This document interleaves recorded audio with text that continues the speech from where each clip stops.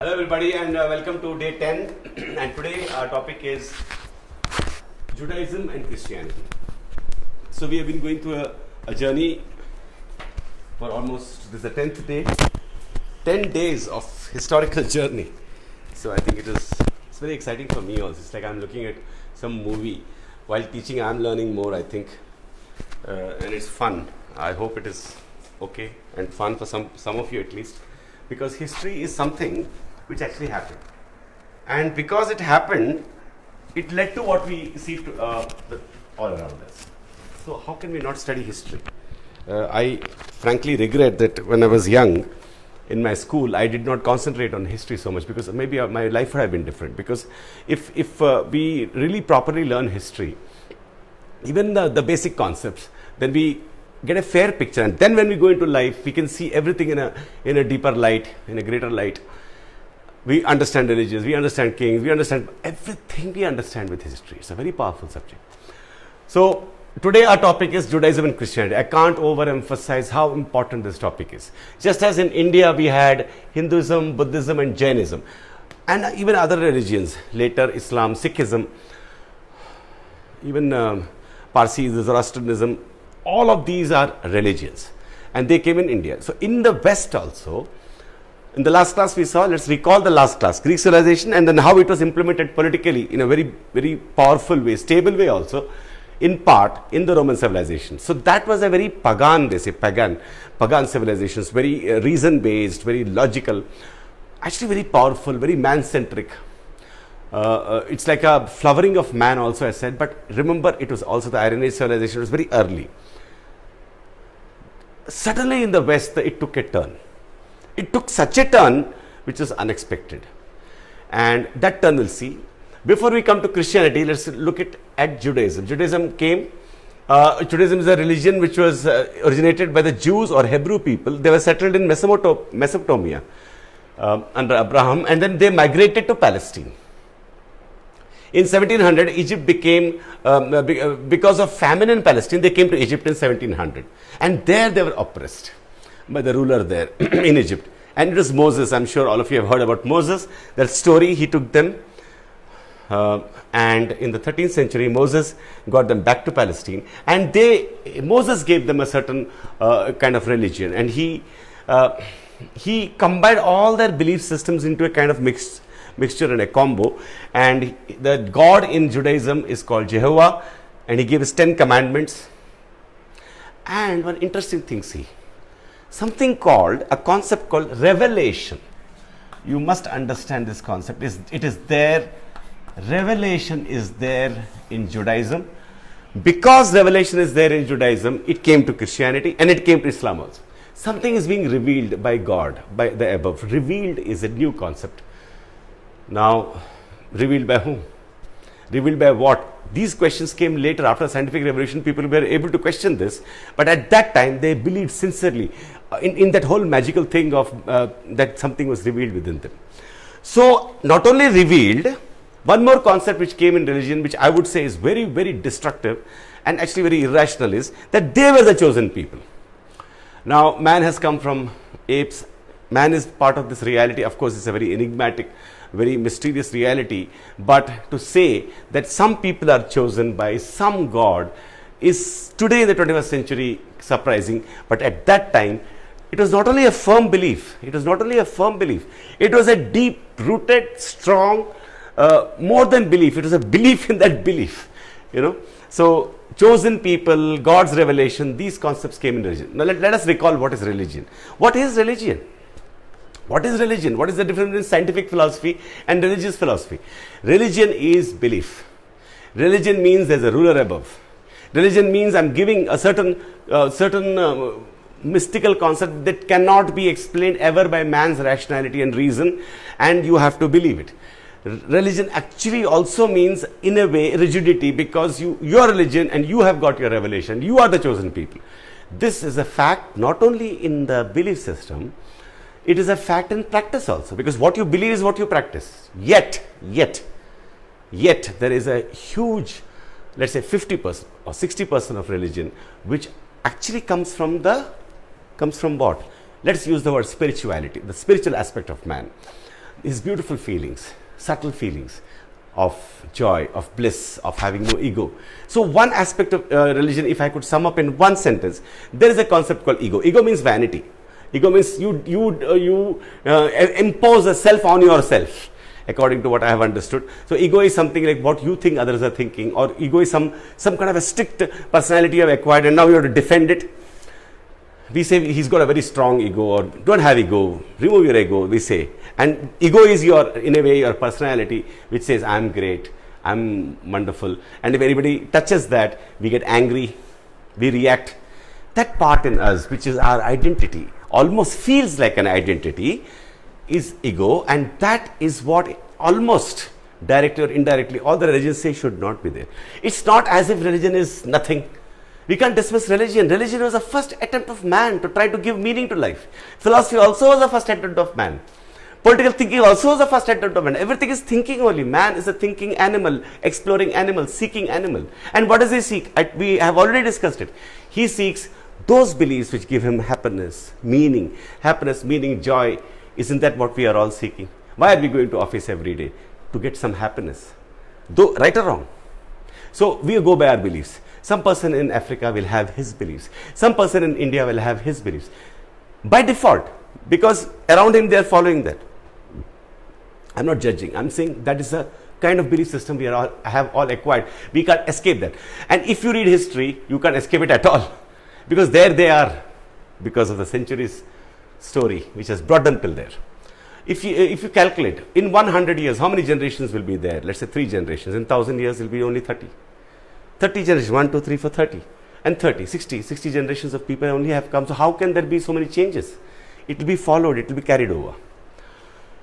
So this is Judaism. And then you have other concepts like they had a united state in Palestine, and Jerusalem was the capital. And interestingly, Jerusalem became a holy state. Jerusalem became a holy state for Judaism, for Christianity, and for Islam. It's very interesting. Because it was Judaism which paved the path for Christianity and later Islam, because of one very strange belief, that the Messiah will come. The Messiah will come. He's waiting. The Messiah will come. Messiah is a lover of all human beings. He will come and save you. He will come and protect you. This was such a strong belief that when Jesus came, they thought the Messiah has come. Later when Muhammad came, he himself declared that he's the Messiah. So that Judaism has a direct link with Christianity and Islam. And interestingly, Jerusalem became the center holy land for 3 religions. Judaism, Christianity and Islam, they are the holy land. And in that land there was also Solomon. He was supposed to be a very great ruler. I'm giving you all the basic information. This is part of the syllabus of NCERT syllabus. And then later the kingdom split into Israel and Judah. In 6 BC, Assyrians and Babylonians conquered that land, and by 70 AD, the Roman Empire had taken over this land. Now we are here. The Roman Empire has taken over the land. And here was born, then the Jews spread out also. The Jews spread out all over the world also. They're still there. And this Messiah will come, and the protector will come, paved the way for both for Christianity and Islam. This whole way of looking at the world. So Christianity and Islam is in a way an extension of Judaism. And their writings were written in Old Testament and Apocrypha. And then now we'll study Christianity. Now Jesus was born there only, near Jerusalem, Bethlehem. He was born to Mary. I'm talking about Jesus, what we consider in history, what we call Jesus. Jesus is the man. Jesus, and till 30, Jesus was very, very enigmatic, very, very extraordinary. For me, it is Jesus' words and Jesus' ideas, his thoughts are very, very extraordinary, even for me personally. It's not because of any influence on me. When I encounter those words of Jesus, when I read the Bible, and not only Bible, from other sources, I listen to the quotations, I think that Jesus was an extraordinary man. And he called himself the Son of God. And after 30 plus, we have already studied in the last class that Romans were very cruel and they had a lot of slaves. So Jesus spoke against that. He spoke against that. and he was arrested. He was a rebel actually. He had no fear. And for a short time, after 30 he started speaking, and those changed the world, and that became the whole Christianity, and that was codified in the Bible later. So he was put on a cross, and we know all that, and that's why the cross has become the symbol, holy symbol for the Christian people. And they say after 3 days, when he was put on the cross, that's celebrated as Good Friday, after 3 days, he resurrected, came back from the dead, and that is called the Easter. He stayed for 40 days, and they say he went up to heaven. Now, there are not only this, in the Bible, there are many, many stories he said. Some people say that is true, obviously. And some people say it's all nothing. But there's a third viewpoint we can have. It is very metaphorical. Like when you say, in the beginning was the Word, when you say, in the beginning was the Word. For a human being, you start with a word. So like that, you can take many viewpoints. If you take a scientific viewpoint, a lot of things mentioned in the Bible of the Creator and all that is obviously false. And unfortunately, or rather inevitably, because they believed that, it was Christianity, because of Christianity, that the later medieval period of West was so dark. They burnt all the books. Anything which was anti-Bible was false. And we have already seen in the last class, that Constantine adopted Christianity finally. The very Romans who executed Jesus, the very Romans who executed Jesus made that religion the official religion of the Roman Empire. And later, we also started having the Pope. Pope is the kind of father. Pope means father. And he was supposed to be a representative of Jesus. And what are the belief systems of Christianity? Let's look at the belief systems of Christianity. We have already seen the belief systems of Judaism, Hinduism, Buddhism. What did Christianity say? What are its core concepts of Christianity? One is that the kingdom of God, he talked about the kingdom of God, and that is within you, he said. The kingdom of God is within you. So if you really believe that you are a kingdom of God is within you, that is also true, psychologically also. Like if you don't have any ego, then you attain a bliss. So it is very much like the concept of, any concept of religion. Then he also said that Jesus is the Son of God, and they said that God is going to, one of the core concepts of Christianity, unfortunately, or the way people interpreted it maybe, is that we are all born with original sin. Original sin is a concept in Christianity. And this has been, some people say, the worst part of Christianity. Some psychologists say, the truth about Christianity. Now, I think here we should not debate too much. Each person has to find out the truth by himself, I believe. So original sin, are we really originally sinners? Maybe. Or are we really originally good? So the later thinkers, the scientific revolution, they felt that man is originally naturally good. Some people think, well, if the man is so good, then why so many wars and all that? Definitely at that time to say man has original sin, especially in the Roman Empire where everybody was murdering everybody, how can that be false? I mean, it's pretty understandable. So original sin is a concept in Christianity, very entrenched concept. You can do nothing, but there is God. You pray to God and you take his energy and he will save you. Isn't that true also? I say, psychologically. Like you give yourself power and you give yourself strength. How do you give it? Of course, it is a myth, which is dangerous. A myth is dangerous, I agree. But psychologically, if you remove the myth part, you must have some kind of a strong belief. Belief in yourself, or belief in yourself is, of course, some people, rationalists will say belief in yourself is safer than belief in some mythical God. I say, bring it out of the table, let each person work it out in his own sense. Nobody is an authority here. But the problem is, the myth concept leads to authority. There you have to be careful. If you believe in a myth that there is some God and he is going to protect you, then that myth has to lead to politically. It has happened. It is happening even today. It is happening in the name of religion. People who don't believe it are murdered. Again, the chosen people concept. And if you notice, there's a lot of missionary activity that Christians do. They go all over the world. They convert. They even give money and convert. There's a lot of corruption in the whole Christian. There's a corruption. There's a good side. There's a bad side. Again, we see the duality. In everything, you see a duality. the good side, the pure side, and the corruption. Corruption means, what is corruption? Religion itself talks about corruption. Jesus talked about nothing but corruption. He said, don't spoil yours. What will you gain if you gain the whole world and lose your own soul? How true that is, how powerful. Frankly, if I have to speak very personally, then Jesus' words reach very deep into me. I don't know why. Because of his passion of the Christ, they say. His words are very powerful. Some of his quotes reach very deep into me. They shake me. Like he say, what will you gain if you gain the whole world but lose your own soul? If you lose your honesty, you have gained nothing. And he doesn't say it like that. We see the log in other people's, we see the speck in other people's eyes, but we don't see the log in our own eye.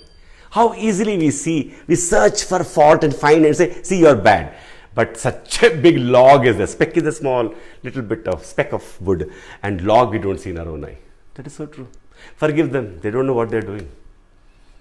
It doesn't mean you forgive them. They've changed it. I think personally that they've changed it. That statement is a very powerful statement, identifying the fact that men are sleepwalking. They don't know what they're doing. They're not conscious. These are obviously completely true and beautiful words. No wonder these words had a great impact, especially in the Roman time. And as you know, facts, some people also believe, because see, Jesus is not so clearly proof. There's no proof, clear cut. Some people are also of the view that Jesus was not there. If Jesus is not there, then who spoke those words? So some history must be there. Whatever that thing is, those words ring with truth. But they also are filled with myths. And if you have myths, you will have authority. Definitely some people will come and twist the truth also. They'll make it a powerful thing. They have made Christianity into a power philosophy. It's a fact, even today. They have made Islam into a power philosophy. They are going to make, and have made to a good extent through the caste system, a power philosophy of Hinduism. So there is definitely a very destructive aspect of religion when you believe something without reason. This is a fact, supported by facts in history only. As you will see, hundreds and thousands and millions of people have been butchered and killed. You will see in the future. Now comes all the wars in the name of religion. How many people have died, not killing the neighbor, but killing the whole world. People, in billions of people, in the name of something called my religion and not your religion. You know, then let's say there are 1,000 religions, 999 are false, mine is correct. There's a joke like that. 1,000 religions, 999 are false, mine is correct. If each person says that, how do you decide what is correct? Either you say that each person on his own, or you say that it should be proved. Neither of these two things are listened to. Fanaticism is a fact. This aspect of religion becoming strong, rooted from the beginning, has been unfortunately 50% of man's journey. And 50% has been rising like a star. Ascent of man and destructive nature of man. I'm not talking about the pure aspects of religion separately. I'm talking about religion as judging religion as a whole in terms of its actions. Even in Christianity, as I told you, in theology, they study the sins of the church. Christianity had to be reformed later. Protestantism had to come. And then Catholic Church again had to look into them. How long will... And they say, they justify it by saying we also have original sin. So you have to think about it. Religion has had and will have, I'm saying will have, has to have a destructive effect, because you can't prove anything. So that was a history. So AD, Kingdom of God is within us, Son of God, redeemed man, and there's a lot more in, I told you about the Pope, and that thing which started then has continued till today. In Rome, till today we have the Pope. He is the representative of Jesus. Millions of people believe in Christianity today. Millions of people believe in Hinduism today. Millions of people believe in Islam today. Today, religion has become like our eyes, our ears. But remember, you will transcend religion only when you read history. One of the most important things, reason why you should read history, is to know that all religion is same, came from the same seeking, tells the same truth about ego. Rest everything is completely gone astray. Religion gone astray and become myth. So each religion has its specific myths. You can go to Google and find out more about the beliefs. I've given you some fairly good quotations. I think I've given you a fairly good idea about the essence of all religions, all saints. What do they say? They say be good. Be good means what? Don't have ego. Here ego means what? Not good ego, not healthy ego. Here ego means that you are holding on to something, your own personality, in such a way that you are not listening, you are not aware of what you are doing. Forgive them for they don't know what they are doing. When does that happen? Because you think that you are correct, your beliefs are correct. So that checking yourself, prajna is checking yourself. Self-awareness of Hinduism or karma theory. If you do something bad, it will have an effect. These are all cause and effects. So it's not as if religion is completely false and completely true. But religion has certain definition. It has God. It has myths. Otherwise, it won't be called religion. It will be called philosophy. And philosophy itself need not be rational. Need not be completely, like Plato believed it's almost like religion. Plato's philosophy is like religion. So we come here to a point where we understand, I think we understand that we have not, though we have come very far, though it was all over during the Enlightenment, though we all are very rational, we have not been able to balance our primordial inner instincts, which were rooted then, our instincts, early man instincts, with the cultured man. So we don't know where to have the balance. So that much about Judaism and Christianity. So where are we now in history? We are going to cover Chinese also. India we have covered. Greek we have covered. Roman we have covered. Christian we have covered. Judaism we have covered. If we cover Chinese, fairly overall, and Iranian, we will finish the Iron Age civilizations. 2 more classes. After that, we'll go to the medieval world, and we'll go to modern world. We'll go to globalization. Okay. So we'll stop here. I've given you some food for thought, I hope. Thank you so much.